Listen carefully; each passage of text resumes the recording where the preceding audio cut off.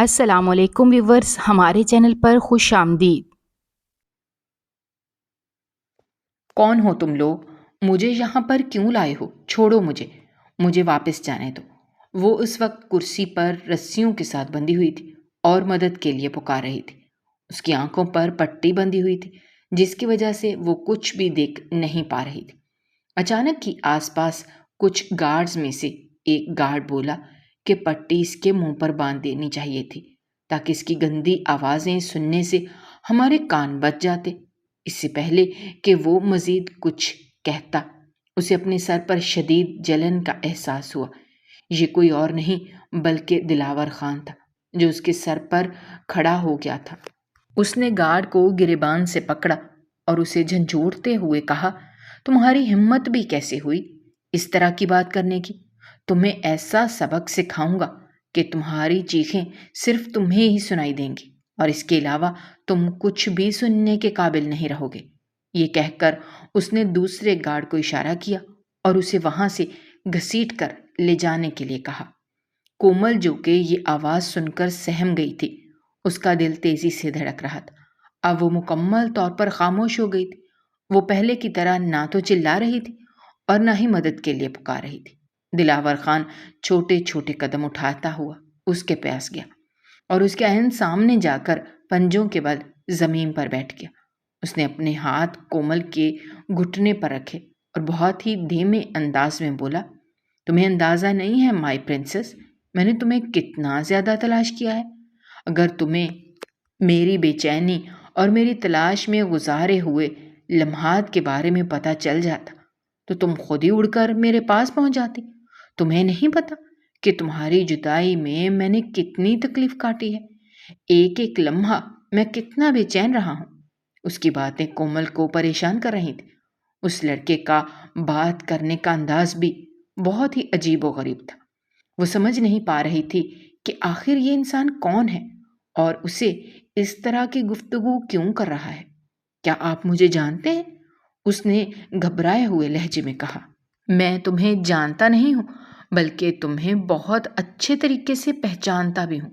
ارے میں تو تمہارا چاہنے والا ہوں جس نے تمہاری راہ میں پلکیں بچھائی ہوئی تھی، مگر تم تھی کہ آنے کا نام ہی نہیں لے رہی تھی۔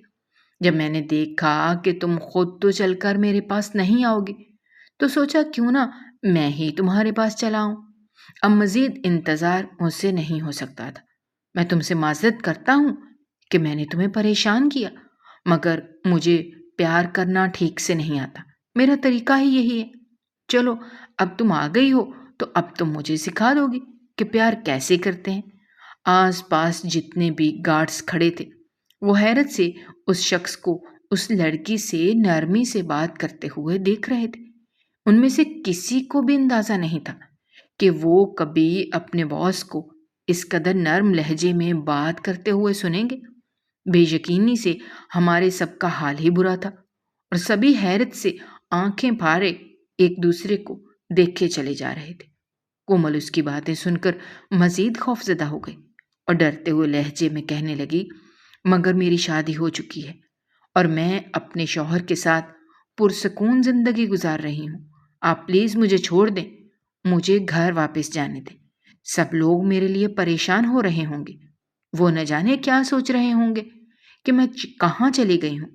تمہارا ان لوگوں کے ساتھ کوئی تعلق نہیں ہے، آج کے بعد وہ تمہارے کچھ بھی نہیں لگتے۔ تم یہ سمجھو کہ تمہارا ماضی ختم ہو گیا ہے، تم صرف اور صرف اپنے حال اور اپنے مستقبل پر توجہ دو۔ یہ سن کر اس کے تن بدن پر آگ لگ گئی اور وہ چلاتے ہوئے کہنے لگی، تم میرے ساتھ ایسا کیسے کر سکتے ہو؟ میں تمہیں یہ زبردستی کرنے کی اجازت نہیں دوں گی۔ میں پولیس میں جا کر تمہاری شکایت لگا دوں گی۔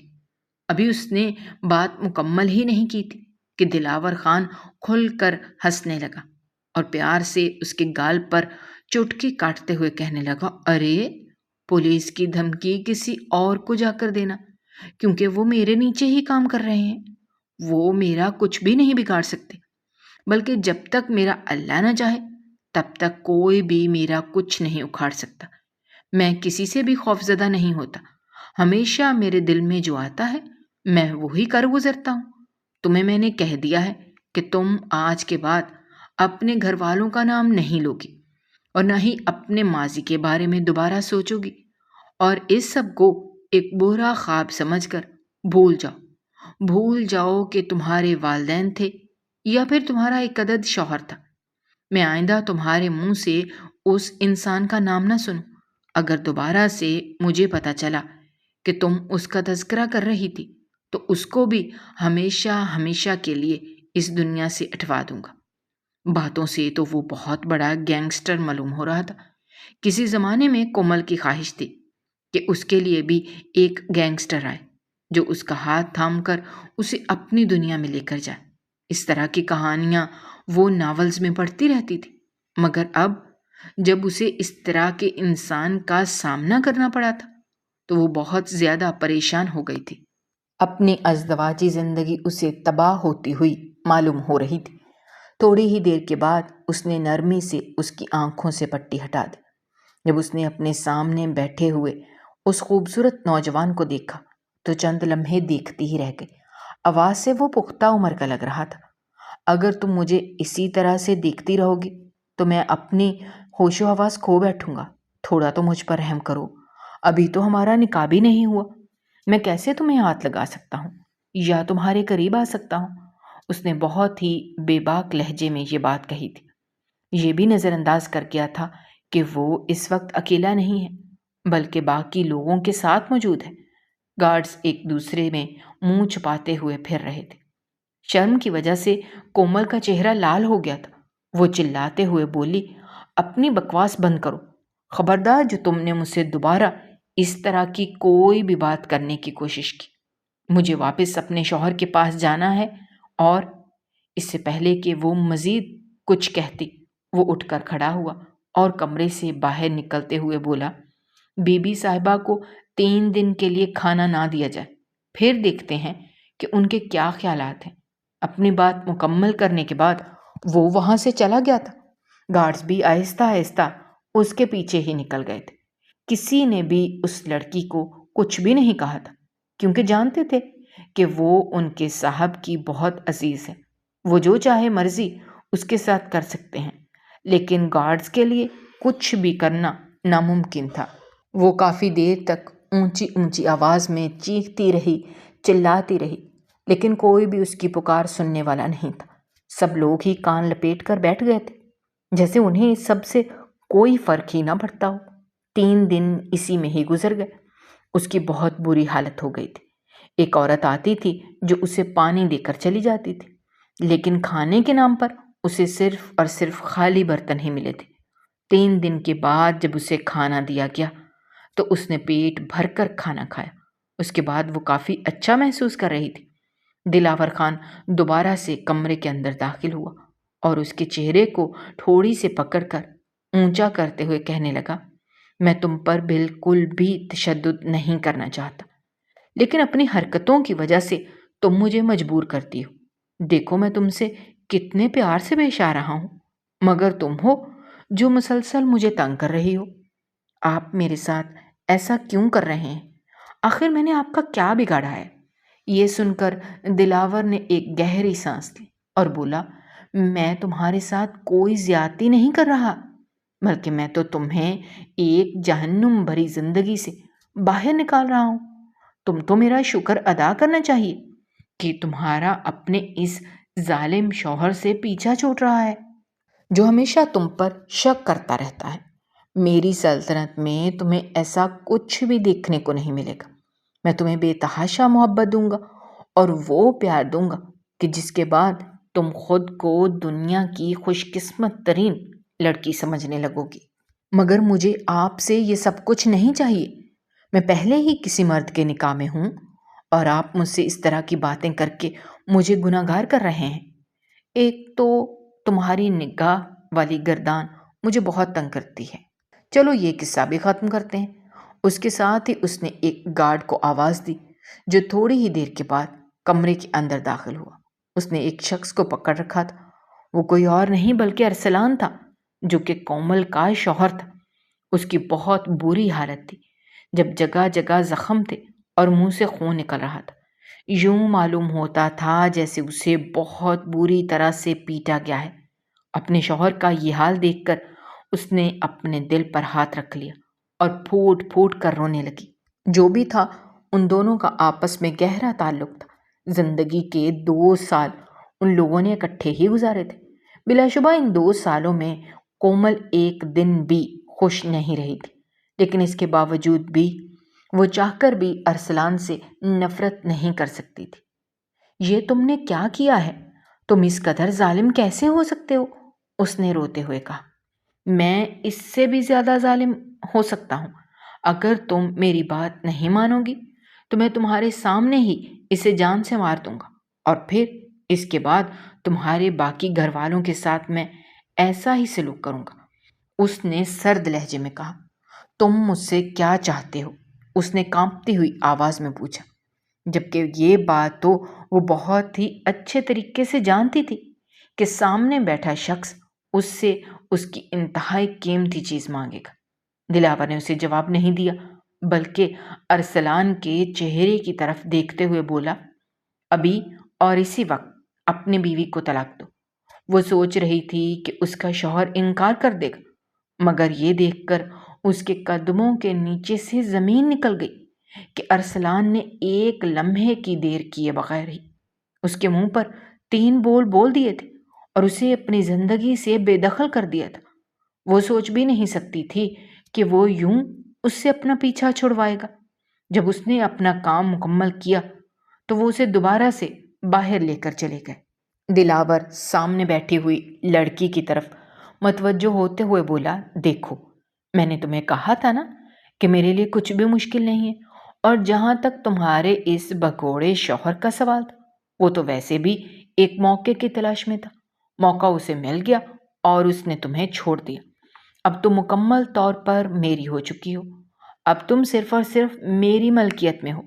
تم پر حق جمانے کے لیے مجھے تھوڑا عرصہ انتظار کرنا ہوگا، لیکن کوئی بات نہیں، جیسے ہی تمہاری عدت مکمل ہوگی میں تم سے نکاح کر لوں گا، اور پھر اس کے بعد ہم دونوں پرسکون انداز میں زندگی گزاریں گے۔ وہ چھوٹے بچوں کی طرح اپنی خواہشات کا اظہار کر رہا تھا، جبکہ کومل کے دل میں اس کے لیے نفرت بڑھتی ہی چلی جا رہی تھی۔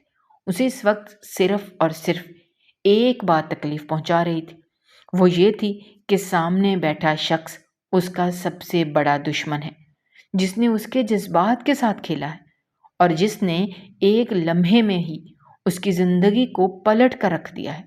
آخر کوئی انسان اس قدر ظالم کیسے ہو سکتا ہے؟ ابھی کچھ دن پہلے تو ارسلان کے ساتھ اس کے تعلقات بہتر ہوئے تھے۔ کچھ دن پہلے ہی تو ان دونوں نے ایک دوسرے کے ساتھ وعدے کیے تھے کہ اب وہ ساری زندگی ایک دوسرے کو باتیں نہیں سنائیں گے اور نہ ہی ایک دوسرے کے ساتھ لڑائی جھگڑے کریں گے، مگر آج اس انسان کی وجہ سے وہ اپنے شوہر سے الگ ہو گئی تھی۔ یہ بات اسے بہت تکلیف پہنچا رہی تھی۔ سب تو وہ اسے کچھ بھی نہیں بولی، بلکہ خاموشی سے اس کی باتیں سنتی چلی گئی، مگر دل ہی دل میں اس نے ارادہ کر لیا تھا کہ وہ اس آدمی کی زندگی کو اجیرن بنا کر رکھ دے گی اور اس کی سانسیں اس پر تنگ کر دے گی۔ وہ اسے لے کر اپنے بڑے مینشن میں چلا آیا تھا۔ اس کی خوشی کی کوئی انتہا نہیں تھی۔ سب سے پہلے وہ اسے دادی جان کے پاس لے کر گیا اور ان کے قدموں میں بیٹھتے ہوئے بولا، دیکھیں، میں نے آپ کو کہا تھا کہ میں بہت جلد آپ کی بہو لے کر آ جاؤں گا۔ یہ دیکھیں، میں اسے لے آیا ہوں۔ آمنہ بیگم نے ایک نظر کومل کو دیکھا، مگر اس نے اپنا چہرہ پھیر لیا۔ وہ جان گئی تھیں کہ اس لڑکی کے ساتھ زیادتی کی گئی ہے۔ انہیں خود دل ہی دل میں اس کے لیے دکھ ہو رہا تھا، مگر وہ اپنے پوتے کی وجہ سے کچھ بھی نہیں کہہ سکتی تھی۔ بیٹا، یہاں پر آ کر میرے پاس بیٹھو، میں نے تم سے ایک ضروری بات کرنی ہے۔ انہوں نے دوبارہ سے اسے پیار سے سمجھایا، مگر وہ تیزی سے نفی میں سر ہلاتے ہوئے تیزی سے کمرے سے باہر نکل گئے۔ اس کی آنکھوں سے تیزی سے آنسو بہہ رہے تھے، جنہیں وہ روکنے کی بھی کوشش نہیں کر رہی تھی۔ ان دادی اور پوتا نے اس کی زندگی کا مذاق بنا کر رکھ دیا تھا۔ کیسے انہوں نے اس کے شوہر کو مجبور کر دیا تھا کہ اس نے ڈر کی وجہ سے اسے طلاق دے دی، یعنی اس کی کوئی بھی عزت باقی نہیں بچی تھی، اور یہ سارے خیال اسے اندر ہی اندر تکلیف پہنچا رہے تھے۔ اس کا بس نہیں چل رہا تھا کہ وہ ہر چیز کو تہس نہس کر ڈالے۔ اس سے پہلے کہ وہ وہاں سے باہر نکلتی، دلاور خان کی آواز پر سب لوگ ہی اس کی طرف متوجہ ہو گئے۔ آج کے بعد یہ اس حویلی کی چھوٹی بی بی صاحبہ ہیں، ان کی ہر بات مانی جائے گی، لیکن انہیں یہاں سے باہر نکلنے کی اجازت نہیں ہوگی۔ اگر کبھی یہ یہاں سے باہر نکلنے کی کوشش کریں تو مجھے فوراً خبر کر دی جائے۔ سب ملازم بہت غور سے اس کی بات سن رہے تھے۔ ابھی بھی بیرونی سارے دروازے بند کر دو اور گارڈ کو بھی جا کر خبر کر دو کہ اس لڑکی کو باہر نکلنے کی اجازت نہیں ہے۔ اپنی بات مکمل کرنے کے بعد وہ دوبارہ سے اپنی دادی کے کمرے میں چلا گیا تھا، جیسے اب اسے کسی بھی چیز کی کوئی فکر نہ ہو۔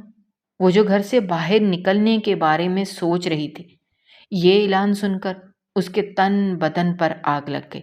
نہ چاہتے ہوئے بھی وہ رک گئی اور وہیں صوفے پر بیٹھ کر پھوٹ پھوٹ کر رونے لگی۔ رانی، جو کہ اس حویلی کی سب سے خاص ملازمہ تھی، وہ چھوٹے چھوٹے قدم اٹھاتی ہوئی اس کے پاس گئی اور اس کے کندھے پر ہاتھ رکھتے ہوئے بولی، بی بی جی، میں جانتی ہوں کہ آپ کے ساتھ غلط کیا گیا ہے، لیکن اس میں بھی رب کی کوئی نہ کوئی مصلحت شامل ہے۔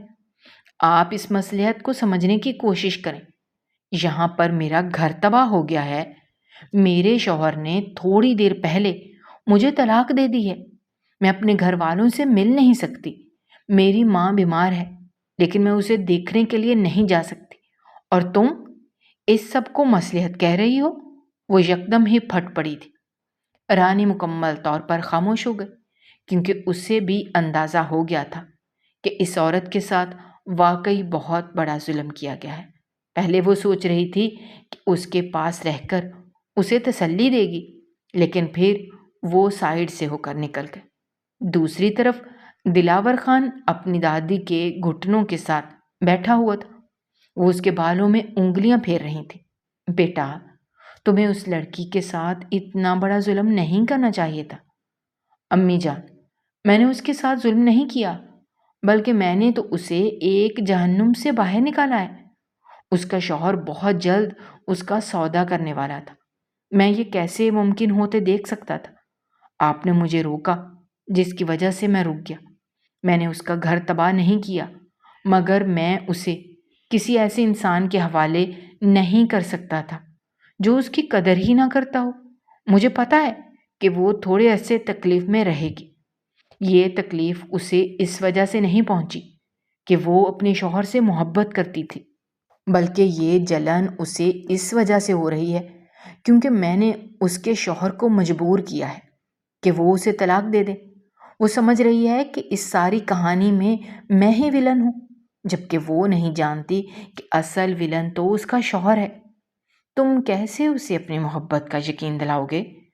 تم کیسے یہ حقیقت ثابت کرو گے، جبکہ وہ تو تمہاری کوئی بات سننے کے لیے تیار ہی نہیں ہے؟ آمنہ میکپ دوبارہ سے فکر مندی سے بولی، آپ کو فکر مند ہونے کی ضرورت نہیں ہے دادی جان۔ آپ کو پتا ہے کہ میں جس کام میں ہاتھ ڈالتا ہوں، جب تک وہ مکمل نہ ہو جائے تب تک اس کام کو نہیں چھوڑتا۔ فی الحال میرا مقصد یہی ہے کہ میں اس کے دل سے اپنے لیے جتنی بھی غلط فہمیاں ہیں ان سب کو دور کروں۔ جب تک اس کی عدت مکمل نہیں ہوتی تب تک تو میں اس کے پاس جاؤں گا بھی نہیں، کیونکہ میں جانتا ہوں اگر اس دوران میں نے اسے سمجھانے کی یا اس سے بات کرنے کی کوشش کی تو وہ غلط مطلب ہی نکالے گی۔ بس آپ میرے لیے دعا کریں کہ اللہ تعالیٰ میری مدد کرے اور اس لڑکی کا دل میرے لیے نرم ہو جائے۔ یہ کہہ کر وہ وہاں سے اٹھا اور خاموشی سے اپنے کمرے کی طرف چل دیا۔ کمرے میں داخل ہونے سے پہلے اسے کومل کی چیخ کی آواز سنائی دی۔ وہ بری طرح سے گھبرا گیا۔ ایک لمحے کی دیری کیے بغیر جب وہ کچن میں گیا تو دیکھا وہ ایک کونے میں کھڑی اونچی اونچی آواز میں چلا رہی تھی۔ قریب ہی ایک کیٹو بیٹھی ہوئی تھی، یہ اس کی بلی تھی۔ وہ مسکراتا ہوا چھوٹے چھوٹے قدم اٹھاتا ہوا کیٹو کے پاس گیا اور اسے ہاتھوں میں اٹھاتے ہوئے بولا، واہ کیٹو، جو لڑکی مجھ سے خوفزدہ نہیں ہوتی وہ تم سے ڈر رہی ہے۔ مطلب تمہیں ماننا چاہیے۔ یہ کہہ کر وہ اس کی طرف بڑھا تو وہ دوبارہ سے چیختے ہوئے بولی، خبردار جو اسے میرے پاس لائے، اسے مجھ سے دور کرو، مجھے یہ پسند نہیں ہے۔ کیٹو نے جب اپنی برائی سنی تو وہ فوراً سے غرانے لگی۔ یہ دیکھ کر اسے اندازہ ہو گیا تھا کہ اس کی ہونے والی بیوی کو بلیوں سے ڈر لگتا ہے۔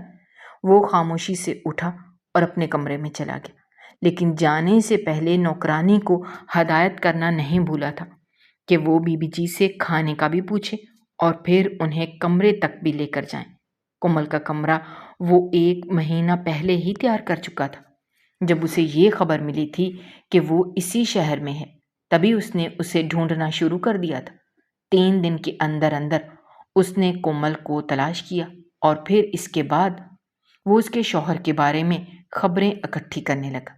1 مہینے کے اندر وہ سارا پروسیجر مکمل کرنے میں کامیاب ہو گیا تھا، اور اس دوران اس خوبصورت حسینہ کا کمرہ بھی تیار تھا۔ وہ جانتا تھا کہ فوراً سے وہ اس کے ساتھ تو نہیں رہے گی، ظاہر سی بات ہے عدت وہ مکمل کرنی ہی پڑے گی۔ اس کمرے کو دیکھ کر کومل کو چند لمحوں کے لیے یقین ہی نہیں آیا۔ اس طرح کے کمرے تو وہ صرف اور صرف خوابوں میں ہی سوچ سکتی تھی یا پھر ٹی وی میں دیکھ سکتی تھی۔ ایک طرف ڈریسنگ روم تھا جبکہ دوسری طرف واش روم تھا۔ جب اس نے ڈریسنگ روم میں جا کر دیکھا تو ہر طرح کے کپڑے پڑے ہوئے تھے۔ ایک کپڑے کے 3 رنگ تھے اور اس کی میچنگ ہیلز بھی موجود تھیں۔ یہ ساری اس کی پسندیدہ چیزیں تھیں۔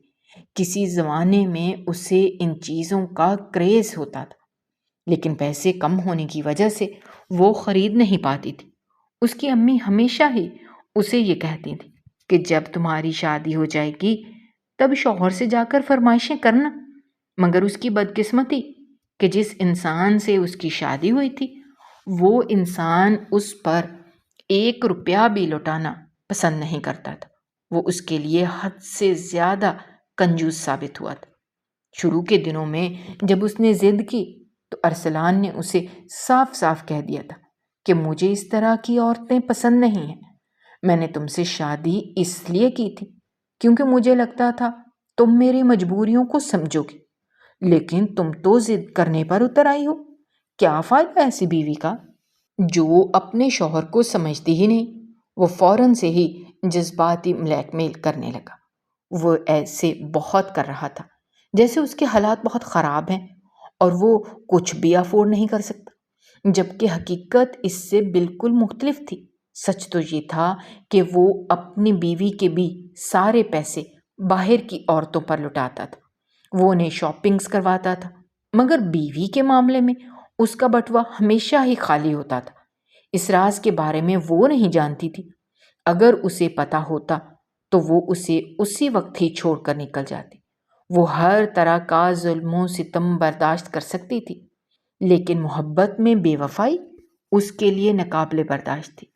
کاش وہ پہلے ہی اپنے شوہر کی حقیقت سے واقف ہو جاتی تو اسے اب اس طرح کی تکلیف کا سامنا نہ کرنا پڑتا، مگر اب تو حالات ہی کچھ ایسے پیدا ہو گئے تھے کہ اگر دلاور خان اسے اس کے شوہر کے بارے میں کچھ بھی بتاتا تو وہ یقین کرنے کے لیے تیار ہی نہ ہوتی، بلکہ وہ یہی سوچتی کہ یہ سب کچھ صرف اور صرف اس لیے کہہ رہا ہے تاکہ اپنے لیے اس کے دل میں نرمی، جبکہ شوہر کے لیے اس کے دل میں نفرت پیدا کر سکے۔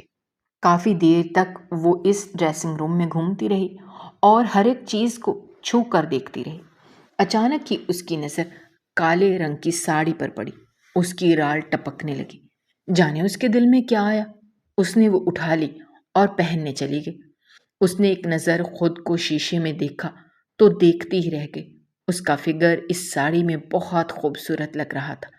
یوں معلوم ہو رہا تھا کہ جیسے یہ لباس اسی کے لیے ہی بنایا گیا ہو۔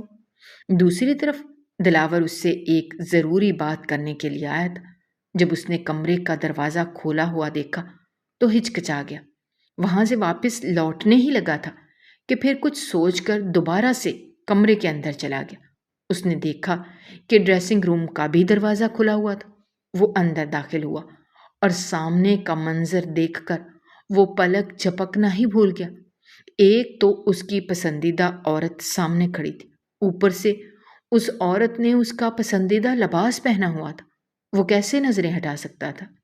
تم بلا شبہ بہت حسین عورت ہو، تمہارے حسن کا مقابلہ کرنے والی اس زمین پر آج تک کوئی بھی پیدا نہیں ہوئی اور نہ ہی کبھی پیدا ہو سکتی ہے۔ میری نظریں صرف اور صرف تمہاری محتاج ہو کر رہ گئی ہیں، تمہارے علاوہ مجھے کچھ دکھائی ہی نہیں دیتا۔ یہ وہ الفاظ تھے جو اس کے منہ سے بے ساختہ نکلے تھے۔ مردانہ آواز سن کر وہ جلدی سے پلٹی، سامنے کھڑی شخصیت کو دیکھ کر اس کے ماتھے پر بل پڑ گئے۔ وہ غصے سے کہنے لگی، تمہاری ہمت بھی کیسے ہوئی اس کمرے کے اندر داخل ہونے کی؟ جواب میں وہ مسکرایا اور بڑے مزے سے بولا کہ یہ کمرہ میرا ہے، بلکہ یہ پورا گھر ہی میرا ہے، میں جہاں جی چاہے وہاں پر جا سکتا ہوں۔ اگر تمہیں اتنا ہی مسئلہ ہے تو تم کمروں کو لاک کر کے کیوں نہیں رکھتی؟ کس نے کہا ہے کہ یوں دروازے کھول کر سب کو اپنا دیدار کرواتی ہوئی پھرو؟ اس نے ساری بات اس لڑکی پر ہی ڈال دی تھی۔ کومل کا بس نہیں چل رہا تھا کہ وہ اس کا منہ نوچ ڈالے۔ غصے سے کہنے لگی، ٹھیک ہے، میں دروازہ لاک کرتی ہوں، تم جلدی سے یہاں سے نکلو۔ اس نے ایک قدم اٹھایا ہی تھا کہ اس کا پاؤں ساڑی میں جکڑ گیا، جس کی وجہ سے وہ لہرا کر زمین بوس ہونے ہی لگی تھی کہ کسی نے اسے اپنی مہربان باہوں میں تھام لیا۔ خوف اور شرمندگی کے احساس کی وجہ سے اس نے اپنی آنکھیں بند کر لی تھی۔ دلاور بہت غور سے اس کے پیارے چہرے کو دیکھ رہا تھا، شرارت سے اس کے کانوں میں سرگوشی کرتے ہوئے بولا، میڈم صاحبہ آنکھیں کھول لیجئے، آپ بچ گئی ہیں۔ اس نے پٹ سے آنکھیں کھولی اور جلدی سے اٹھ کھڑی ہوئی۔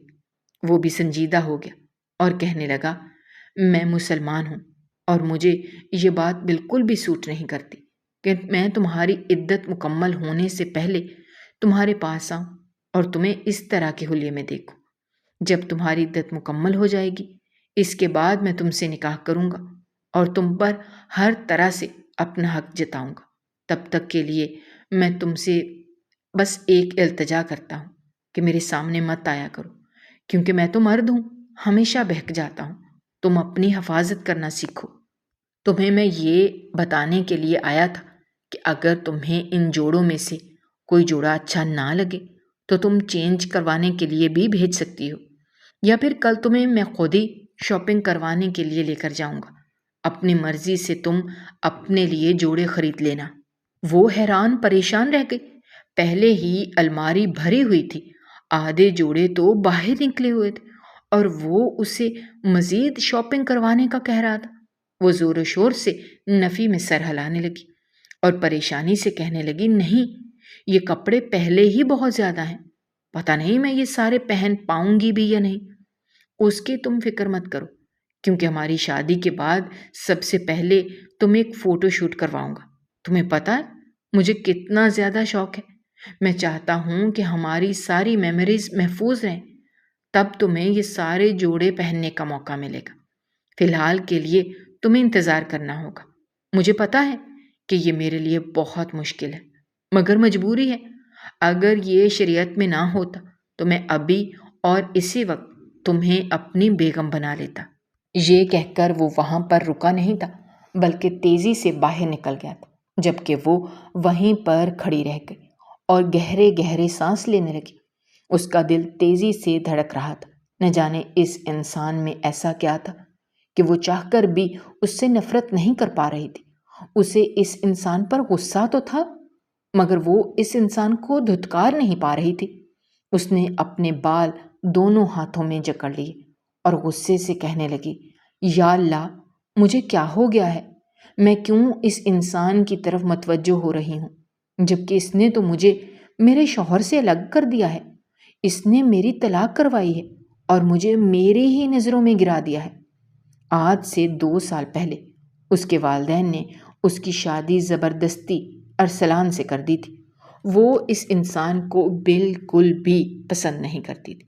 اگر یہ کہا جائے کہ اس انسان کو دیکھ کر اسے گھن محسوس ہوتی تھی تو اس میں کچھ بھی غلط نہیں ہوگا، لیکن چونکہ وہ اس کی ماں کی دوست کا بیٹا تھا اور انہوں نے ایک لمبے عرصے پہلے ہی یہ ڈیسائیڈ کر لیا تھا کہ دونوں گھر آپس میں رشتہ داری قائم کریں گے اور اپنے بچوں کی شادیاں ایک دوسرے سے کروائیں گے، جس کی وجہ سے وہ بھی مجبور ہو گئی۔ دوسری طرف وہ ایک بہت ہی فرما بردار بیٹی تھی۔ اس کا شمار ایسے بچوں میں ہوتا تھا جو اپنے ماں باپ کے ہر فرمان کو سر آنکھوں پر بٹھاتے ہیں اور ان کے حکم کی تعمیل کرتے تھے۔ وہ بھی تو بس اپنی ماں کے چہرے پر خوشی دیکھنا چاہتی تھی۔ اس کی ماں نے اپنی جوانی میں بہت ساری تکلیفیں اٹھائی تھیں۔ اس کی دادی اس کی ماں کے ساتھ برا سلوک کرتی تھی، اور یہ سب کچھ تو اس نے بچپن میں اپنی آنکھوں سے دیکھا تھا۔ وہ چاہتی تھی کہ وہ اپنی ماں کے لیے شرمندگی کا باعث نہ بنے۔ اسی وجہ سے جو کچھ بھی اس کی ماں نے اسے کہا وہ خاموشی سے کرنے کے لیے تیار ہو گئی۔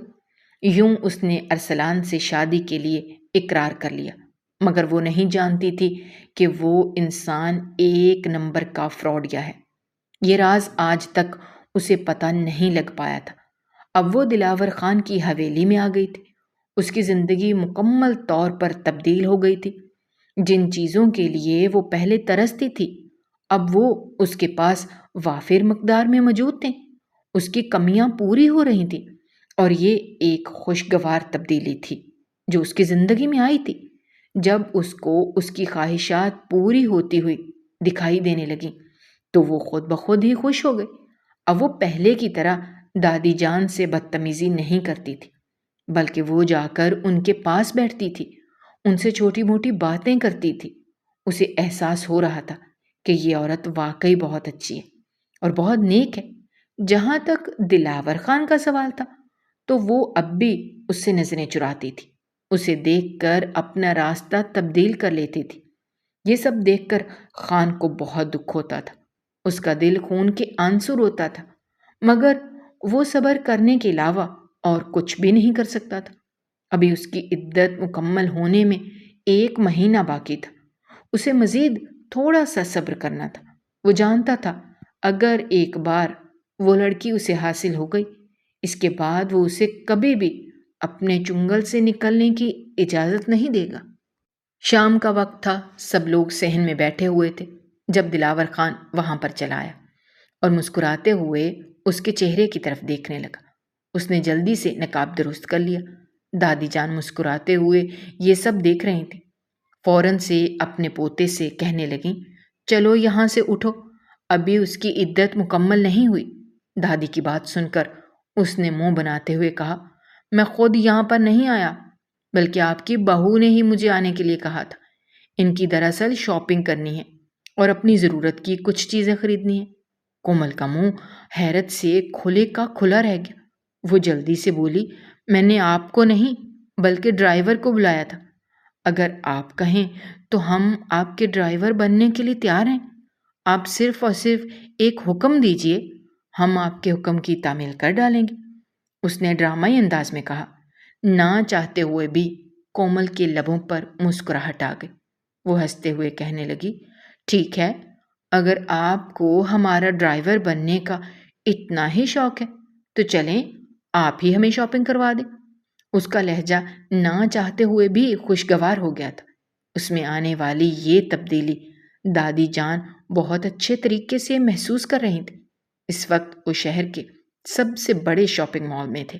وہ اپنے لیے ایک کالے رنگ کی چادر دیکھ رہی تھی جب اچانک ہی اس کی نظر دائیں جانب بنی ایک دکان پر پڑی۔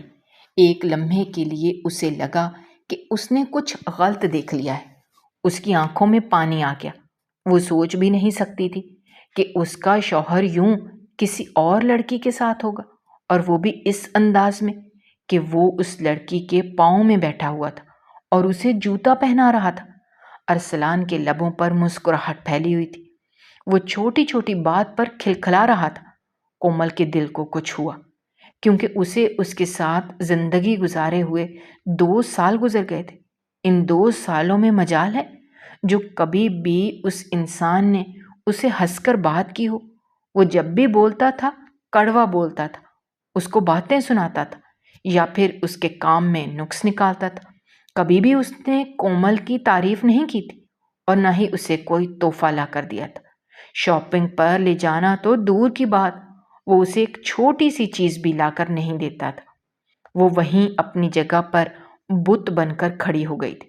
جب دلاور خان نے اس کی یہ حالت دیکھی تو وہ پریشان ہو گیا، تیزی سے چلتا ہوا اس کے پاس گیا، اور جب اس کی نظروں کے زاویے کو دیکھا تو اسے اندازہ ہو گیا تھا کہ اس کی ہونے والی بیوی دوبارہ سے ڈسٹرب ہو گئی ہے۔ انتہائی مضبوطی سے اس نے کومل کا ہاتھ پکڑا اور اس کے کانوں میں سرگوشی کرتے ہوئے کہنے لگا، یہ انسان کبھی تمہارے قابل تھا ہی نہیں۔ جواب میں کومل نے غصے سے اس کے سینے پر ہاتھ مارا اور چیختے ہوئے کہنے لگی، یہ سب کچھ تمہاری وجہ سے ہوا ہے۔ اگر تم مجھے اس سے الگ نہ کرتے تو آج کسی اور لڑکی کے ساتھ موجود نہ ہوتا۔ تم نے مجھ سے میرا سب کچھ چھین لیا۔ وہ دوبارہ سے رونے لگی تھی اور اپنی زندگی میں آنے والی تبدیلی کو قبول نہیں کر پا رہی تھی، کیونکہ وہ اپنے ماضی کو اپنے ہاتھ سے جانے کی اجازت نہیں دے رہی تھی۔ وہ ہمیشہ ہی گزرے ہوئے لمحات کے بارے میں سوچتی، جس کی وجہ سے وہ اپنے حال کو قبول نہیں کرتی تھی۔ یہ بات دلاور اسے بہت بار سمجھا چکا تھا۔ وہ یہ بتا بتا کر تھک گیا تھا کہ تمہارے ساتھ جو کچھ بھی ہوا ہے وہ بالکل ٹھیک ہوا ہے، مگر وہ جواب میں اس سے ہمیشہ ہی بدتمیزی کرتی تھی۔ اس بار بھی اس نے وہاں پر موجود کسی بھی شخص کا لحاظ نہیں کیا اور اس کی عزت دو کوڑی کی کر دی۔ اس نے دلاور کے چہرے پر زوردار تھپڑ بھی مارا تھا۔ آواز بھی بہت اونچی تھی۔ ارسلان نے بھی یہ منظر دیکھا۔ وہ فوراً ہی وہاں سے غائب ہو گیا، کیونکہ جانتا تھا اگر وہ دوبارہ سے خان کے ہاتھ لگ گیا تو اس کی شامت آ جائے گی۔ بڑی مشکل سے اس نے اپنے غصے پر قابو پایا اور اس چھوٹی سی لڑکی کی آنکھوں میں دیکھتے ہوئے غراتے ہوئے کہا، اگر آج جا کر میں نے تمہارے سامنے حقیقت ثابت نہ کی تو پھر میں ایک باپ کا بیٹا نہیں ہوں۔ اس کے بعد میں تمہاری بھی کوئی بات نہیں سنوں گا۔ میرے دل میں تمہارے لیے جو عزت ہے وہ بھی ختم ہو جائے گی۔ میں نے تمہیں بہت محبت دی، لیکن لگتا ہے کہ تم اس کی حقدار ہی نہیں تھی۔ میں نے تم پر اپنا وقت ضائع کیا۔ یہ بہت ہی سخت الفاظ تھے جو وہ ادا کر رہا تھا۔ یہ الفاظ ادا کرتے ہوئے اسے خود بھی تکلیف ہو رہی تھی، مگر اب اس کی ہمت بھی جواب دے چکی تھی۔ وہ سوچ بھی نہیں سکتا تھا کہ کبھی یہ لڑکی اس کی پوری دنیا کے سامنے عزت افزائی کر دے گی۔ اس کا ایک نام تھا، اس کی ایک پہچان تھی، مگر اس لڑکی نے ذرا بھی خیال نہیں کیا تھا۔ گھر جانے کے بعد اس نے وہ تمام ویڈیوز چلا دیں جس میں ارسلان دوسری لڑکیوں کے ساتھ موجود تھا۔ کبھی وہ ایک کلب میں ٹھہرا ہوتا تو کبھی کسی لڑکی کے کمرے میں ہوتا۔ وہ بے یقینی سے سب کچھ دیکھ رہی تھی۔ ان میں سے کچھ ویڈیوز ایسی ہوئی تھیں جو شادی کے پہلے کی تھی۔ اس کی ماں نے اسے کہا تھا اور تسلی دی تھی کہ وہ ایک پاکیزہ کردار کا مالک ہے۔ اس نے بھی ماں کی باتوں پر یقین کر لیا تھا، مگر حقیقت سے سب لوگ ہی انجان تھے۔ اور پھر ایک ویڈیو ریکارڈنگ ہوئی تھی جس میں وہ اس کا سودا کسی عربی کے ساتھ کر رہا تھا۔ اس نے عربی سے ایک موٹی رقم بھی لی تھی اور اسے کہا تھا کہ وہ اپنی بیوی بہت جلد ہی اس کے سامنے پیش کرے گا۔ یہاں پر اس کی ہمت جواب دے گئی۔ وہ وہیں زمین پر بیٹھ گئی اور اونچی اونچی آواز میں رونے لگی، مگر اس بار وہ اسے چپ کروانے کے لیے نہیں گیا تھا اور نہ ہی اس نے اسے کوئی تسلی دی تھی۔ کافی دیر تک وہ اسی امید میں رہی کہ دلاور خان اس کے پاس آئے گا اور اس سے نرمی سے بات کرے گا، مگر ایسا نہیں ہوا، کیونکہ اس بار وہ خود ناراض ہو گیا تھا۔ جب اس کی عدت مکمل ہوئی تو اسے لگا تھا کہ وہ اسے شادی کی پیشکش کرے گا، لیکن دلاور نے تب بھی اس طرح کی کوئی بھی پیش قدمی نہیں دکھائی۔ وہ اس کے وجود سے مکمل طور پر انجان ہو گیا تھا۔ اب وہ پہلے کی طرح اس سے مخاطب بھی نہیں ہوتا تھا اور نہ ہی اسے چھیڑتا تھا، بلکہ وہ اپنے کام سے کام رکھتا تھا۔ دادی کے پاس جا کر وہ اکثر ہی روتی تو دادی اسے تسلی دیتی اور کہتی کہ فکر مت کرو، وہ جلد ہی ٹھیک ہو جائے گا۔ وہ زیادہ عرصے تک تم سے ناراض نہیں رہ سکتا۔ اپنے پوتے کو بھی وہ ڈانٹتی، مگر یوں لگ رہا تھا جیسے اس نے اپنا دل پتھر کا بنا لیا۔ ایک دن وہ سوئمنگ پول میں پاؤں لٹکائے بیٹھا ہوا تھا جب وہ چھوٹے چھوٹے قدم اٹھاتی ہوئی اس کے پاس گئی اور اپنا سر اس کے کندھے پر رکھ کر پھوٹ پھوٹ کر رونے لگی۔ اسے یوں اچانک سے روتا دیکھ کر دلاور کے ہاتھ پاؤں پھول گئے۔ کافی عرصے سے وہ خود پر قابو پا رہا تھا۔ اسے غصہ بھی آ رہا تھا کہ آخر یہ لڑکی اس سے جا کر معافی کیوں نہیں مانگ لیتی؟ صرف ایک سوری ہی تو کرنا تھا، وہ تو تیار بیٹھا ہوا تھا اسے معاف کر دے۔ اور پھر آج جب اس نے روتے ہوئے اس سے معافی مانگی تو اس نے پیار سے اس کے ہاتھ تھامے اور اسے کہا، میں جانتا ہوں یہ میں نے تمہارے ساتھ زیادتی کی ہے، میرا بتانے کا انداز ٹھیک نہیں تھا، مگر میں کیا کرتا؟ میں نے کبھی بھی کسی سے محبت نہیں کی، اس وجہ سے میں نہیں جانتا تھا کہ محبت کے کیا اصول ہوتے ہیں، مگر اب مجھے اندازہ ہو گیا ہے۔ میں تم سے وعدہ کرتا ہوں دوبارہ کبھی بھی تمہاری زندگی میں اس طرح کی کوئی خرابی نہیں لاؤں گا۔ جواب میں کومل نے تیزی سے نفی میں سر ہلایا اور بولی کہ آپ نے جو کچھ بھی کیا بالکل ٹھیک کیا، غلطی تو میری ہے، میں ہی آپ کو نہیں سمجھ پائی، مجھے معاف کر دیں۔ میں وعدہ کرتی ہوں دوبارہ آپ سے کبھی بھی بدتمیزی نہیں کروں گی، بلکہ آپ کو پلکوں پر بٹھا کر رکھوں گی۔ اس کی یہ بات سن کر وہ کھلکھلا کر ہنس پڑا اور کہنے لگا، کیا تمہاری پلکیں اتنی ہمت رکھتی ہیں کہ مجھے اٹھا سکیں؟ جواب میں وہ بھی مسکرا دی۔ دونوں میں جتنی بھی غلط فہمیاں تھیں وہ ساری ختم ہو چکی تھیں، اور تبھی دلاور نے اسے بتایا کہ اس نے کومل کو ایک شادی پر دیکھا تھا اور پہلی ہی نظر میں اس کا دیوانہ ہو گیا، لیکن پھر اسے ایک ضروری کام کے سلسلے میں ملک سے باہر جانا پڑا۔ جب وہ واپس آیا تو اسے پتہ چلا کہ اس کا نکاح ہو گیا ہے۔ دادی کی وجہ سے اس نے کوئی ہنگامہ نہیں کیا۔ بعد میں جب اسے یہ اندازہ ہوا کہ اس کا شوہر ٹھیک نہیں ہے، اسی وجہ سے ہی اس نے کومل کی زندگی میں دخل اندازی کی تھی، اور کومل شکر ادا کر رہی تھی کہ اس نے یہ سب کیا۔ اگر آپ کو ہماری کہانیاں پسند آ رہی ہیں تو ہمارے چینل کو سبسکرائب کیجیے، ویڈیوز پر کمنٹ کیجیے اور شیئر کیجیے۔ شکریہ۔